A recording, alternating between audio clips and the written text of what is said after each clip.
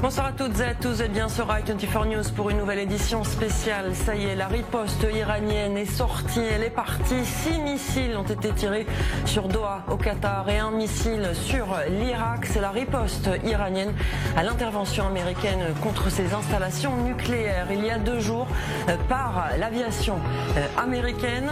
Édition spéciale évidemment qui commence par ces images. Vous le voyez, ce sont les interceptions de ces missiles au-dessus de Doha au Qatar. Avec moi en plateau, notre journaliste Chani Guidalia. Bonsoir Chani.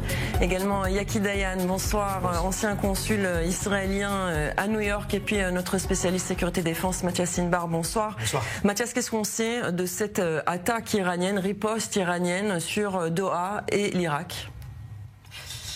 Excusez-moi, je veux juste demander au contrôle si je ne peux ne pas avoir la traduction de Gisèle pendant que Yaki, voilà, parce que ça me gêne complètement. Donc j'entends 3 voix pendant que vous parliez. En fait, je ne sais pas. Donc je vais enlever l'oreillette tout simplement. Est-ce que vous pouvez répéter la question sans aucun jeu de mots ? Est-ce que vous pouvez nous dire ce qu'on en sait de cette riposte iranienne contre donc des bases militaires qui se situent au Qatar et en Irak ? Pour l'instant, au moment où on se parle, il y a 10 missiles qui ont été tirés. Ce sont visiblement des missiles de croisière et non pas des missiles balistiques. Missiles balistiques, plusieurs milliers de kilomètres et qui emportent avec eux des charges explosives de 500 kg à 2 tonnes. Missiles de croisière, généralement, c'est entre 200 et 300 km de distance avec autour de 100, 150 km, voire 150 ou 200 kilos d'explosifs. Ce sont des missiles qui ont été tirés dans le passé par l'Iran contre les usines de pétrochimie en Arabie Saoudite avec des drones. Ce sont aussi des missiles tirés, souvenez-vous, par le Hezbollah, vendus par les Russes ou par les Iraniens contre des installations stratégiques israéliennes. Ça, c'était depuis le Liban. Ce que l'on sait, c'est que sur les 11 missiles, tous auraient été interceptés. Maintenant, il peut y avoir d'autres salves de missiles. L'Iran vient de déclarer, oui, c'est notre réponse à l'intervention américaine. Et je le dis de manière très cynique, elle est petite, la réponse, ou alors elle est programmée entre les États. Alors justement, Yaki Dayan, quelle sera la réaction américaine, si réaction il y a, comme le dit Mathias? Si c'est une riposte, elle est quand même très faible, et surtout que l'Iran semble avoir prévenu les États-Unis d'éventuelles attaques. On sait que le Qatar a fermé son espace aérien il y a quelques heures déjà. Alors, il y a 2 scénarios. Si c'est coordonné entre l'Iran et les États-Unis, comme après 2019, après la liquidation de Soleimani, l'Iran a prévenu 12 heures à l'avance les Américains qui ont évacué la base, les Iraniens ont tiré et ils ont dit après au peuple, on a bien réagi et on a terminé avec ça l'affaire. Bien que ça a été un coup terrible pour les Iraniens. Si c'est le même scénario et que c'est coordonné entre les Américains et les Iraniens tirent et ils pourront ainsi dire « nous avons réagi contre les États-Unis » et les États-Unis pourront contenir cette réaction. Les États-Unis, en fin de compte, ne souhaitent pas poursuivre la guerre. Ils veulent en terminer là. Ils n'ont aucun intérêt à poursuivre plus avant. Alors, c'est peut-être ce scénario. Par contre, si ça n'est pas coordonné dans la réaction et que, comme on l'a dit ici, c'est une réaction très modérée et des choses que les Américains peuvent accepter. Si on voit maintenant des morts ou des blessés américains en quantité, là, on rentre dans un autre scénario. Les Américains réagiront très fort et élargiront la guerre. Mathias, il me semble que les responsables américains vont se rendre justement au Pentagone pour évaluer la situation. Ça ferait partie de ce scénario ou au contraire, ce serait pour enregistrer peut-être une réaction à la réaction? Oui, au moment où on se parle, il y a le secrétaire d'État américain à la Défense, Pete Hegseth, et le chef d'état-major américain qui sont dans la salle de ce qu'on appelle la salle la salle d'attente ou la salle où on voit tout, en quelque sorte, à la Maison-Blanche. On ne sait pas si le président Donald Trump est actuellement à la Maison-Blanche. Ce que l'on sait, c'est qu'il y a une réunion au sommet de l'état-major militaire de la Maison-Blanche. Cela dit, au moment où on se parle, les avions américains ont décollé justement d'un des points, pour ne pas le dire lequel, de la 5e flotte américaine dans la région pour aller frapper justement les cibles d'où venaient les missiles. Donc ça veut dire que visiblement, les Américains sont engagés aussi à montrer qu'ils peuvent entamer des représailles. Jusqu'à présent, Yaki Dayan, ils sont intervenus qu'une fois, avec plusieurs bombardiers évidemment, et plusieurs bombes sur les 3 sites nucléaires principaux iraniens. Là, ils se dirigeraient vers les lieux où ont été tirés les missiles. Concrètement, ça voudrait dire quoi ? Ça veut dire qu'en fin de compte, si nous parlons d'une réaction coordonnée, et c'est vrai, cette rencontre actuelle de Trump avec le Conseil de sécurité nationale, c'était prévu à l'avance. Et juste à l'heure des missiles, ce qui est quand même intéressant parce qu'au moment de l'attaque américaine, c'était planifié aussi exactement ce rendez-vous à l'état-major. Donc, en fait, tout cela témoigne, à mon avis, d'une coordination américaine. On savait qu'à cette heure-ci, il y aurait des missiles. Il y a une réunion du Conseil de sécurité. Je pense que les Américains veulent voir, est-ce que vraiment les Iraniens vont réagir de manière modérée et la contenir et en terminer là. Certainement entre les Iraniens et les États-Unis. Et la question alors sera, qu'est-ce qui se passe avec l'Iran et Israël ? Mais il est très possible que nous parlions maintenant aussi de la fin de l'affaire entre les Iraniens et les États-Unis. Oui, Mathias. En 20 secondes, une source israélienne me confirme que Israël était au courant visiblement des plans qui allaient avoir lieu, c'est-à-dire les plans d'attaque iranienne contre les sites stratégiques et américains. Et selon Israël, eh bien, l'attaque iranienne n'est pas terminée. Alors, quelle ampleur va-t-elle prendre ? Ça, on ne le sait pas. Mais pour l'instant, Israël estime que la frappe iranienne ou les frappes iraniennes ne sont pas terminées. Deuxième point, j'ai pu m'entretenir avec un responsable américain qui est situé dans un des pays concernés où l'alerte a sonné. Et il me dit que, et on en a parlé juste avant de prendre l'antenne avec Yaki, que l'un des missiles a été intercepté très très proche d'un navire anti-missile américain. Alors, si c'est coordonné, il n'y a pas de problème, puisque le missile n'est pas retombé. En revanche, même si c'est coordonné, il peut y avoir une erreur de parcours.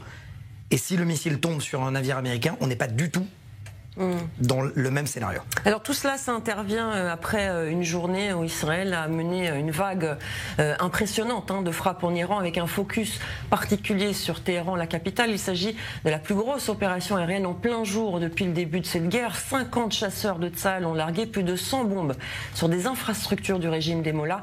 Les détails avec Alexandre Riahi. Plusieurs infrastructures des gardiens de la révolution à Téhéran frappées de plein fouet. Jérusalem intensifie ses frappes sur la capitale iranienne au 11e jour de l'opération Rising Lion. L'armée israélienne attaque désormais avec une force sans précédent des cibles du régime au cœur de Téhéran. Pour chaque tir sur le front intérieur israélien, le dictateur iranien sera puni et les attaques continueront de toute leur force. Vers 14h, Tsahal affirme qu'une centaine de munitions ont été larguées sur la capitale iranienne. Plus de 50 avions de combat sont impliqués dans les frappes. Un peu plus tard, l'armée israélienne avertit les habitants de rester à l'écart des installations militaires iraniennes. Chers citoyens de Téhéran, dans les prochains jours, l'armée israélienne poursuivra ses frappes contre des cibles militaires dans la région de Téhéran. Pour votre sécurité personnelle, nous vous demandons de vous tenir à l'écart des centres de production d'armes, des quartiers généraux militaires et des institutions de sécurité affiliées au régime. Outre les infrastructures militaires, Tsahal vise également des cibles jugées comme symboliques. Parmi elles, les portes de la prison d'Evin, considérées comme un symbole de l'oppression iranienne. Le régime des Mollahs y enfermerait plusieurs figures de l'opposition. Israël espère ainsi voir s'évader ses prisonniers politiques. Autre cible, l'horloge de la destruction d'Israël. Celle-ci affichait un compte à rebours jusqu'à la disparition espérée de l'État hébreu par les Mollahs. L'armée israélienne a également visé la route d'accès à l'installation nucléaire de Fordo. Objectif, empêcher l'accès à cette infrastructure visée hier par les États-Unis. L'armée israélienne entend également renforcer sa domination sur l'espace aérien iranien. Un peu plus tôt, 6 aéroports dans l'ouest, l'est et le centre de l'Iran ont été visés. Un avion de ravitaillement et des avions de chasse, notamment les F-14, F-5 et H-1 ont été détruits. L'armée israélienne affirme en parallèle que l'un de ces drones a été abattu, mais qu'aucune fuite d'informations n'est à craindre. Il s'agit du 4e appareil sans pilote israélien à être neutralisé depuis le début des opérations militaires en Iran. Le régime des Mollahs a également tiré sur Israël, alors évidemment beaucoup moins intensément que les opérations israéliennes en Iran, mais tout de même l'alerte a résonné dans beaucoup de villes aujourd'hui du centre et du sud et du nord du pays, notamment ce matin. Et à Ashdod, un missile s'est abattu près de la centrale électrique. On y retrouve Océane Nicole. Bonsoir Océane. Le missile a provoqué quelques dégâts et la ville s'est retrouvée par intermittence sans électricité. Tout à fait, Myri. Au total, pendant 1 heure, les habitants de Ashdod et au total 8000 foyers n'ont pas eu d'électricité, mais ça a été très vite remis puisque ça a duré seulement 1 heure. La conséquence est en effet parce qu'il y a eu donc ce missile balistique qui a directement impacté la centrale électrique de cette grande ville du sud du pays. Alors il y a eu de gros dégâts matériels, mais pas de blessés, et évidemment les dégâts auraient pu être beaucoup plus grave. On a été là, on s'est un petit peu décalé pour des raisons de sécurité puisque cette centrale électrique ne dispose pas d'abri, et donc les équipes sur place nous ont demandé de partir pour se mettre dans un coin, dans une zone où nous pouvons être protégés dans le cas d'une nouvelle alerte ici dans le sud du pays. Il faut savoir que cette région du sud, cette enveloppe cette région frontalière à la bande de Gaza, Myri, elle est habituellement pas trop visée pendant ces 11 jours de guerre entre Israël et l'Iran. Ils ont eu beaucoup moins d'alertes que le centre du pays et que le nord, mais quand même c'est vrai que ce matin ça a sonné donc peu après 10h30, et ce missile balistique qui a donc directement touché cette centrale électrique avec ce dégât. On le rappelle, 1 heure d'électricité qui a été coupée dans toute la région de Shfela et autour de cette zone de Ashdod, mais ça a été très vite rétabli puisque très vite les équipes de secours sont venus sur place et ont fait en sorte que l'électricité revienne dans ces 8000 foyers qui ont donc été privés pendant au total 1 heure. Mais encore une fois, les dégâts auraient quand même pu être beaucoup plus importants. Oui, effectivement, et surtout que la Société nationale israélienne d'électricité tire la sonnette d'alarme et dit que si ces sites sont visés, on risque de dégâts beaucoup plus importants, Océane.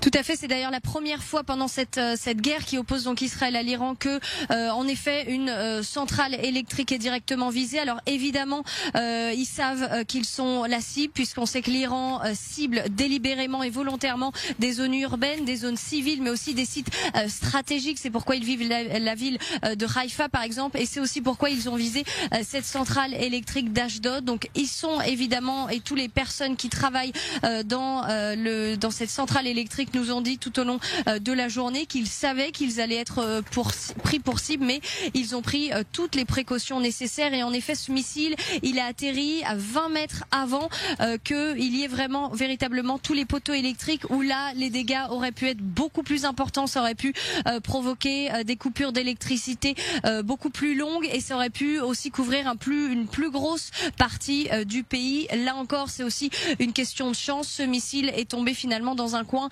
où c'était un petit peu un terrain vague autour de cette enceinte de cette centrale électrique qui a donc été visée ce matin ici à Ashdod. Merci beaucoup Océane Nicole depuis la région de cette centrale électrique, et vous avez bien fait de vous rapprocher d'un abri, on ne sait jamais quand l'Iran risque de tirer.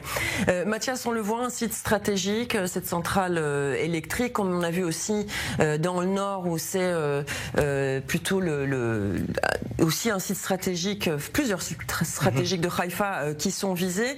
Il faut bien que les téléspectateurs fassent la différence entre les tirs du Hamas, du Hezbollah et ceux de l'Iran. Diamétralement opposés, c'est-à-dire que là on parle de missiles balistiques et de missiles à fragmentation. Donc en fait, en quelque sorte, ce sont des missiles qui emportent avec eux entre 500 kilos d'explosifs et 2 tonnes, qui peuvent faire énormément de dégâts. Si le missile dont parlait très justement Océane s'écroule 10 mètres derrière lui, eh bien c'est toute l'installation électrique de la ville d'Ashdod qui part en fumée complètement et qui est complètement soufflée.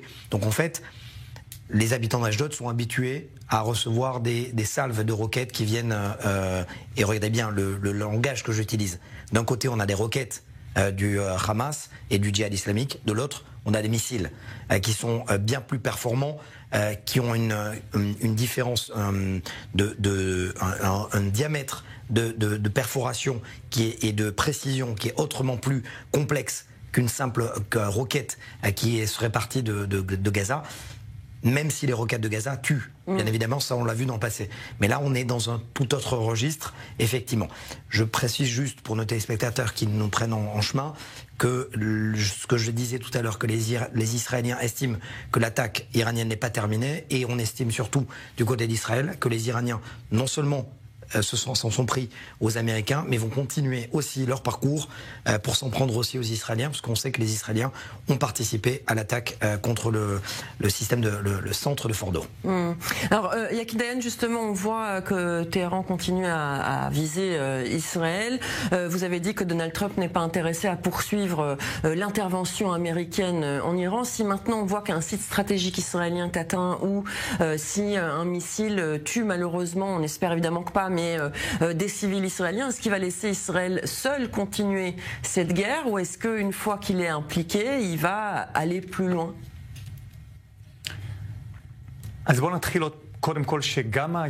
Reprenons. Les Israéliens comme les Américains veulent en finir. Les Israéliens sentent que les deux objectifs de la guerre, tant l'arme nucléaire que les missiles balistiques, ont pratiquement été obtenus et veulent en terminer là. Mais toutes les attaques d'aujourd'hui sur les institutions gouvernementales et la déclaration de Trump hier sur que le changement de régime, c'est quelque chose qui peut arriver. Ils sont donc coordonnés parce qu'Israël, disons, signale à l'Iran qu'on peut s'arrêter là et contenir la suite. Par contre, si vous continuez à tirer sur Israël, le prochain objectif sera le remplacement du régime. Ce sera donc Khamenei, le prochain sur la liste. Voilà le message passé aujourd'hui dans les attaques israéliennes en Iran. Maintenant, je suppose que si nous voyons, Dieu nous en préserve, une atteinte stratégique à Israël, je ne pense pas que les Américains réagiront, parce que les Américains veulent être très précis dans leurs coups, mais nous verrons par contre Israël réagir très puissamment, surtout que maintenant que le ciel est ouvert. Mais encore une fois, tout ce qu'on a vu aujourd'hui a pour objectif que l'on en termine. Encore une fois, il faut 2 personnes pour le tango, même 3 aujourd'hui. Et donc, il faut que les Iraniens soient d'accord. Et il faut que les Iraniens soient d'accord pour en finir, comme ils le font face aux Américains, mais qu'ils sont prêts à le faire aussi face à Israël. Sinon, eh bien, on verra Israël passer à la troisième étape, le remplacement du régime. Alors justement, Chani, l'un des sites visés aujourd'hui, c'était la prison d'Evin. C'est, on le rappelle, un symbole très fort de la répression des mollahs à l'égard notamment de ses opposants. Alors c'est pas la prison qui a été visée, c'est l'entrée de la prison. Exactement, c'est l'entrée de la prison. Cette prison qui est surnommée la Bastille de l'Iran, elle abrite des opposants du régime. Donc ça veut dire des journalistes, c'est aussi des femmes militantes qui refusent de se soumettre aux lois de la charia. C'est des personnes accusées d'espionnage et même des personnes qui risquent la peine capitale. Donc c'est le centre de la répression politique dans le pays. Les prisonniers, on sait, ils subissent des tortures physiques et psychologiques. Cette prison, c'est même un lieu d'exécution pour ses opposants. Donc le but de l'attaque était principalement symbolique. Le message d'Israël, c'était clair. On sait où sont les symboles du régime et on peut les atteindre de façon ciblée, puisque comme vous l'avez dit, c'est l'entrée de la prison qui a été ciblée et pas la prison elle-même. Donc véritablement une frappe chirurgicale. Ça permet de rappeler aussi à quel point Israël est capable de toucher l'un des lieux les plus représentatifs du régime iranien. Il y a aussi, parmi toutes les frappes qui ont été menées, l'horloge de la place Palestine qui a été visée, cette horloge qui faisait le décompte jusqu'à la destruction d'Israël, puisqu'on se rappelle du message de Khamenei qui disait que Israël ne durait pas durer jusqu'à 25 ans. Donc en fait, cette horloge, elle avait été mise en place pour faire le décompte jusqu'à la destruction d'Israël. Et elle a duré un peu plus longtemps quand même. Même beaucoup plus longtemps. elle est devenue un symbole du régime iranien. Donc le fait qu'elle ait été visée, évidemment, c'est purement symbolique. Effectivement. En tout cas, merci Yaki Dayan d'avoir été avec nous. Je vais pouvoir vous libérer. Merci beaucoup. Merci beaucoup. On va retrouver maintenant Déborah Benayoun à la Kiria, c'est le quartier général de la défense israélienne à Tel Aviv. Bonsoir Déborah. Le Premier ministre israélien doit tenir ce soir une réunion pour une évaluation de la situation, que ce soit concernant ce qu'il se passe en Iran, avec notamment cette frappe maintenant iranienne contre des bases militaires américaines, ou sur la situation ici, dans le front intérieur. Bonsoir Myri, oui, les Israéliens évidemment sont extrêmement conscients de la situation, ils suivent de près ce qui se passe à la fois côté israélien, à la fois du côté du Qatar notamment. On sait qu'il y a encore eu des alertes aujourd'hui, vous en avez parlé, dans le nord, dans le centre, dans le sud. Heureusement des petites salves et pas trop de dégâts et heureusement pas de victimes. Pour autant, le commandement du front intérieur et évidemment par extension toutes les autorités israéliennes sont sur le qui-vive. C'est d'ailleurs pour ça que ce soir, les instructions du commandement du front intérieur n'ont pas changé. Les restrictions sont toujours au même niveau, au moins jusqu'à demain 20h et ça pourrait peut-être même se prolonger.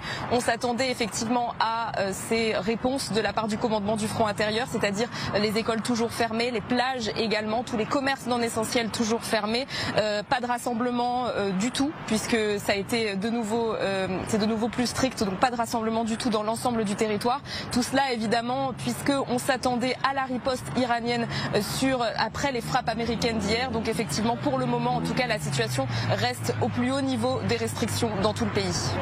Vous trouvez Déborah dans le centre de Tel Aviv. Normalement Tel Aviv c'est la ville qui ne dort jamais. Est-ce que vous constatez que l'ambiance est habituelle ou pas ? Eh bien, on peut dire que, je vous disais que les restrictions sont toujours au plus haut niveau. On le sent dans la ville qu'il y a un peu cette atmosphère évidemment de guerre. On sait qu'évidemment, pour le moment, il n'y a pas beaucoup de possibilités de sortir. La plupart des parcs sont fermés, les cafés, les restaurants.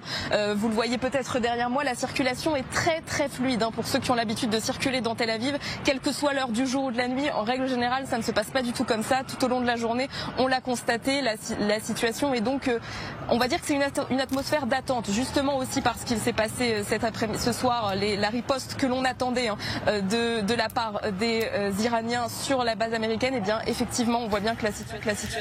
Le porte-parole de Tsahal a pris la parole, on va tout de suite l'écouter. Merci Déborah Benayoun.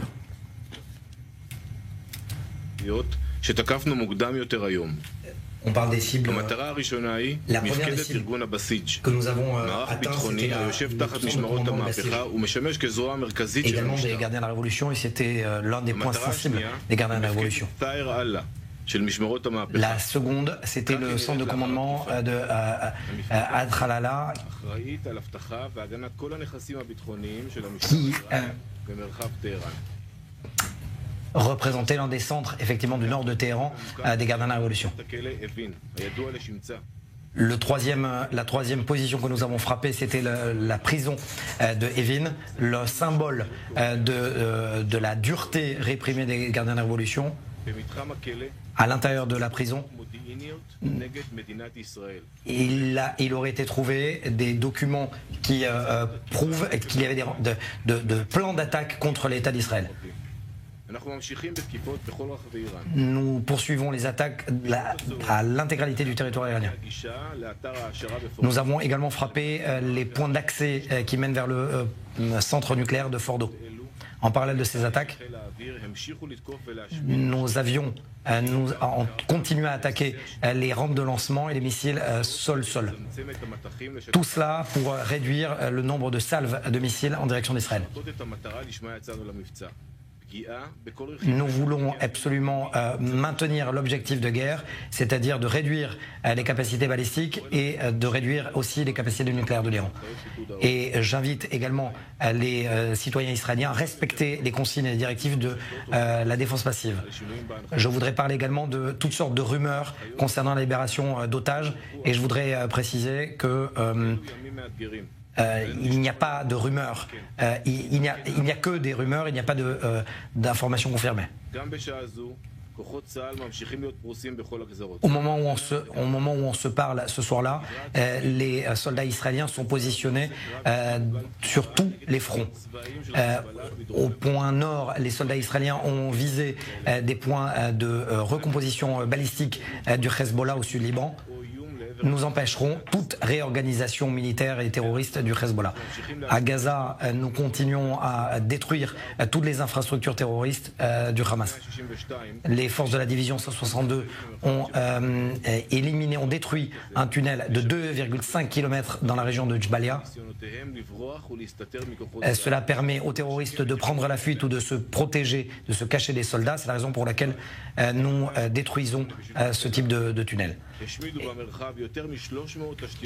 Et en plus de ce tunnel, dizaines de terroristes et plus de 300 cibles terroristes ont été atteintes.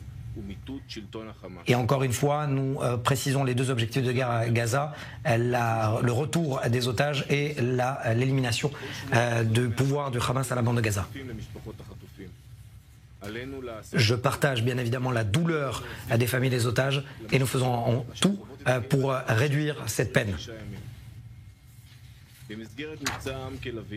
Dans le cadre de l'opération Réveil du Lion, nous augmentons les frappes contre les cibles, les symboles de l'État et également contre les cibles militaires et nucléaires. Les questions. Est-ce que Israël compte aider les États? Voilà, c'était le porte-parole de l'armée israélienne traduit brillamment par Mathias Inbar. Je ne suis pas traducteur. Voilà, il faisait un point, le porte-parole de Tsahal a fait un point sur notamment les opérations du jour en Iran. En attendant, l'Union européenne continue d'appeler à une solution diplomatique. Les chefs de la diplomatie se sont retrouvés à Bruxelles pour tenter de trouver une position commune concernant les relations avec Israël. La guerre entre Israël et l'Iran est venue perturber le sommet et creuse encore l'écart entre les différentes positions des pays membres. L'Union européenne semble plus tiraillée que jamais entre soutien à Israël et appel aux sanctions. Mathieu Wending. Réunis à Bruxelles, les chefs de la diplomatie de l'Union européenne peinent à se faire entendre. Deux pays membres du groupe 3, la France et l'Allemagne, veulent poursuivre les négociations entamées avec l'Iran vendredi à Genève. Le ministre allemand des Affaires étrangères affirme que Téhéran ne souhaite discuter qu'avec l'Europe. L'Iran dit qu'il ne veut négocier qu'avec l'Europe et c'est un bon signe pour nous. Mais nous disons que ce n'est pas suffisant. Nous voulons que les États-Unis d'Amérique soient impliqués et c'est pourquoi nous avons toujours un rôle essentiel à jouer dans la diplomatie, car tout ce conflit et tout ce problème ne peuvent être résolus que par la négociation. L'administration américaine vient de le rappeler dans des déclarations officielles. Le chef de la diplomatie allemande a par ailleurs rappelé que les objectifs des États-Unis et d'Israël ne comprennent pas la chute du régime des Mollahs. La France dit espérer un retour à la table des négociations et continue à citer en exemple l'accord de Vienne signé en 2015, un succès diplomatique selon Jean-Noël Barrot. Pour le ministre français, la seule manière de résoudre le problème existentiel pour Israël est la négociation par l'intermédiaire de Bruxelles. Si les frappes israéliennes et les frappes américaines ont conduit à retarder, sans doute considérablement, les analyses nous le diront, la capacité de l'Iran à se doter d'un programme nucléaire, rien n'empêchera à l'avenir l'Iran de le faire si nous n'y parvenons pas par la négociation. Tout le monde le sait. Lors de la réunion, ce matin, un autre dossier concernant Israël a été remis sur la table. L'Espagne a de nouveau plaidé pour la suspension des accords économiques entre Bruxelles et Jérusalem. Ce projet de sanctions, en raison de la guerre à Gaza, ne fait pas l'unanimité. Des pays importants comme l'Italie, l'Allemagne et la Pologne s'y opposent fermement.